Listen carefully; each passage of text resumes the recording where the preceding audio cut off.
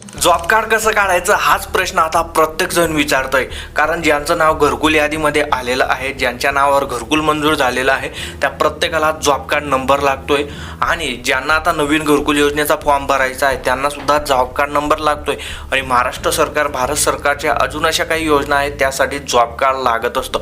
म्हणजे प्रत्येक व्यक्तीकडे जॉब कार्ड पाहिजे ज्याला महाराष्ट्र सरकार किंवा भारत सरकारच्या योजनांचा लाभ घ्यायचा आहे. कोणत्या योजनेसाठी कधी जॉब कार्डची गरज भासेल हे सांगता येत नाही, त्यामुळे ते काढून ठेवणं खूप गरजेचं आहे. आणि आता सध्या घरकुल मंजूर झालेले आहेत, घरकुल योजनेचे फॉर्म भरणं सुरू आहे, तर प्रत्येकाला जॉब कार्ड लागतंय. आणि प्रत्येकजण हाच प्रश्न विचारतंय की जॉब कार्ड कसं काढायचं आणि जॉब कार्ड कसं काढायचं, ऑनलाईन जॉब कार्ड नंबर कसा शोधायचा, सगळी A to Z माहिती तुम्हाला या व्हिडिओमध्ये सांगणार आहे, अगदी सरळ आणि सोप्या भाषेमध्ये. त्यामुळे चॅनलला पहिल्यांदा भेट दिली असेल तर फॉलो आणि सबस्क्राईब करून घ्या. असेच कामाचे व्हिडिओ मी तुमच्यासाठी घेऊन येत असतो. मी अविनाश तिरमले. व्हिडिओला सुरुवात करूया. स्क्रीनवरती पाहू शकता तुम्ही narega.dord.gov.in ही आपल्या भारत सरकारची अधिकृत वेबसाईट आहे. त्यावरती मी आलेलो आहे. तर तुम्हाला या ठिकाणी अशा प्रकारचा एक पॉपअप दिसणार आहे. तर हा जो पॉपअप आहे खाली बघा, continue to old NREGA soft, यावर तुम्हाला क्लिक करायचं आहे.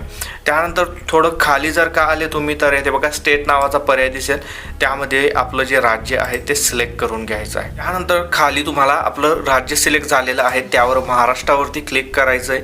आणि येथे तुम्हाला तुमच्या जिल्हा जो आहे तो दिसेल तो सिलेक्ट करायचा आहे. त्यानंतर परत तुमचा तालुका सिलेक्ट करायचा आहे. आणि या ठिकाणी तुमच्या पूर्ण गावाची यादी पाहायला भेटून जाईल. या ठिकाणी तुमचं जे काही गाव असेल तर ते गाव तुम्हाला सिलेक्ट करायचं आहे.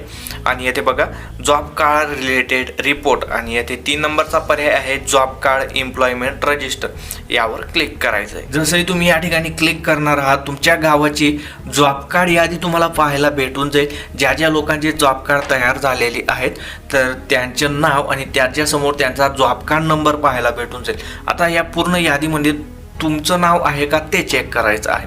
आता जर का नाव असेल तर त्या नावासमोर जो नंबर आहे जॉब कार्ड नंबर त्यावर तुम्हाला क्लिक करायचं आहे. आणि अशा प्रकारे तुमचं जे जॉब कार्ड आहे ते तुम्हाला पाहायला भेटून जाईल. आता जॉब कार्ड रेशन कार्डप्रमाणे असतं, पूर्ण कुटुंबाचं एकच असतं.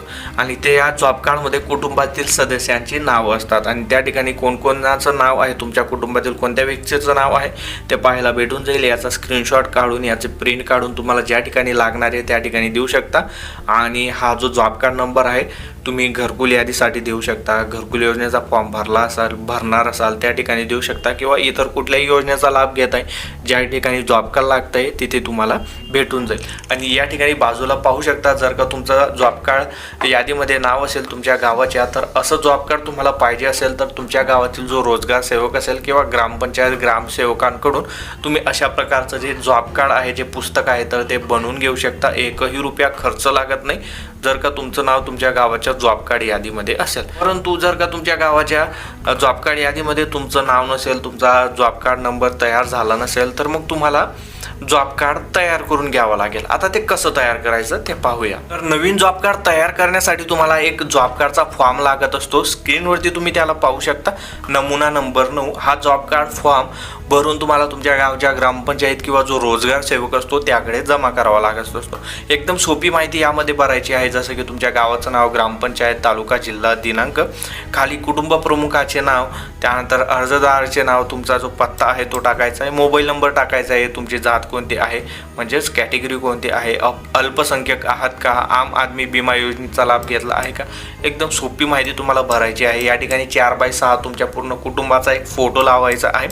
कुटुंबातील व्यक्तींची नावं या ठिकाणी भरायची आहेत. आणि बस झालं तुमचं काम. खाली फक्त इथे आधार नंबर, निवडणूक ओळखपत्र, बँक, पोस्ट, खाते क्रमांक, अगदी सोपी माहिती तुम्हाला ही भरायची आहे.